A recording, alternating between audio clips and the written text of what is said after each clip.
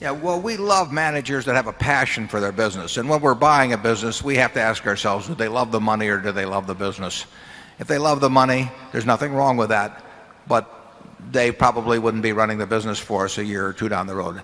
I think one difference is that people that create their own businesses, the entrepreneurs, probably on average would have a significantly greater degree of passion for those businesses than somebody that was just brought in a few years ago and sees themselves as making a profit in a few years on reselling the business and leaving. You'll find exceptions in both camps, but we've had terrific luck with the entrepreneurs who basically love their businesses the way I love Berkshire. I mean, they are not going to let anything happen to their businesses. They can, they'll tell me to butt out if I'm going to screw up something in their operations, and they don't regard them. I mean, in a certain sense, I mean, they know they're part of Berkshire, but they regard them in a certain jealousy almost as being their businesses, and we love it that way.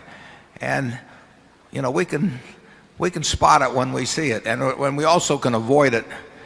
We have never. I just got one in the other day, from an investment banker on somebody that wants to resell a business they bought a few years ago. Well, the chances that they haven't doctored up the figures in some way or trying to sell, I mean, it's a piece of meat to them, and if it's a piece of meat to them, what am I going to do with it? So if we make the proper judgment about the passion they have for their business, they're going to keep running. They may have a lot of money in the bank, but they're going to keep running the businesses for us because they love those businesses, and they really are motivated the same way I am. It wouldn't make any difference what I get paid. I'm identified in my own mind with how Berkshire does. Now, I really don't care how the rest of the world thinks about how Berkshire's doing. I mean, in other words, when we looked like we were out of step a few years ago, that really doesn't make any difference to me as long as I feel okay about how Berkshire is doing. But I do, that's how I measure what I'm doing every day, not by the price of the stock, but by what's going on in the business. And that's what we have, a group of managers like that. And I don't think there can't be a company in the country, in my view, that if you could figure out some way to measure the passion involved in terms of running their business, I don't think there's anybody that could come close to matching the quantity that we have managed to marshal together at Berkshire. It's been accidental over time, but it's really almost unique. I think it is unique. Charlie?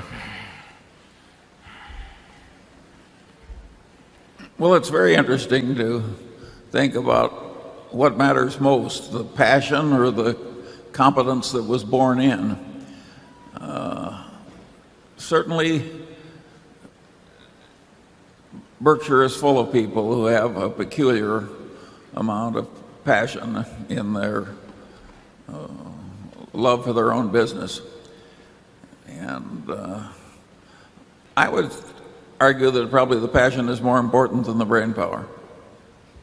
Yeah, by the time they get to us, if they were passionate but incompetent, they don't get to us. I mean, they're not going to be there unless they're competent. But the question is whether they had a passion for money or a passion for their business to some degree. And they all like money. I mean, and the reason, and they like it partly because it enables them to build the business they love.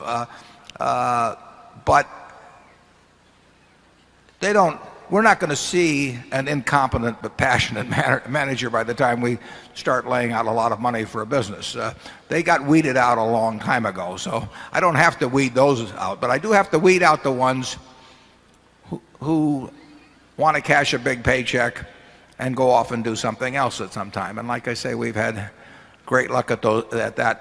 But we have literally, we see lots and lots of businesses usually owned by financial operator types, where it's absolutely clear that they have come in, they've leveraged it up, they've played games with the accounting, that is about run out, and they want to sell it.